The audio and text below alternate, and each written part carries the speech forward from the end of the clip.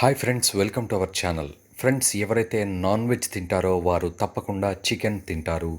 ఎందుకంటే ఎగ్గులో అనేక పోషకాలు ఉన్నాయి మన శరీరాన్ని ఆరోగ్యంగా ఉంచటం కోసం. కానీ ఇక్కడ ఒక విషయం తెలుసుకోవాల్సిన అవసరం ఉంది.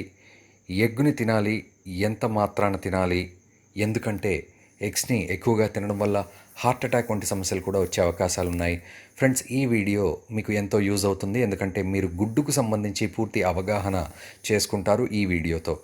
మనం బాయిల్డ్ ఎగ్ వల్ల కలిగే లాభాల గురించి తెలుసుకుందాం, మరియు గుడ్డును ఎక్కువగా తినడం వల్ల కలిగే అపాయాల గురించి కూడా తెలుసుకుందాం.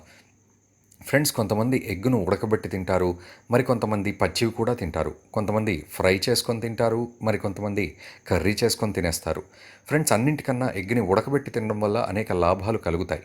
మీరు ఎగ్గుని పచ్చిగా తిన్నట్లయితే మీ శరీరంలో బ్యాక్టీరియా ప్రాబ్లమ్స్ వస్తాయి. మీరు ఎగ్గుని ఫ్రై చేసి తిన్నట్లయితే అందులో ఉండే పౌష్టికాలు దూరం అయిపోతాయి. అందుకే మీరు ఎప్పుడైనా ఎగ్గుని ఉడకబెట్టి మాత్రమే తినాలి.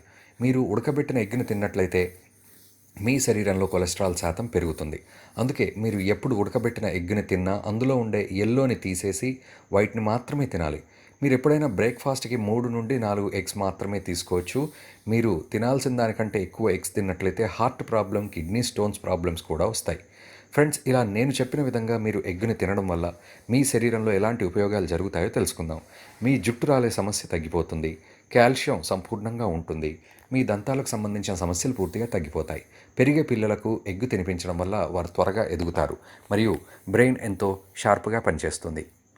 ఈ వీడియో మీకు నచ్చినట్లయితే please like, share and subscribe our channel.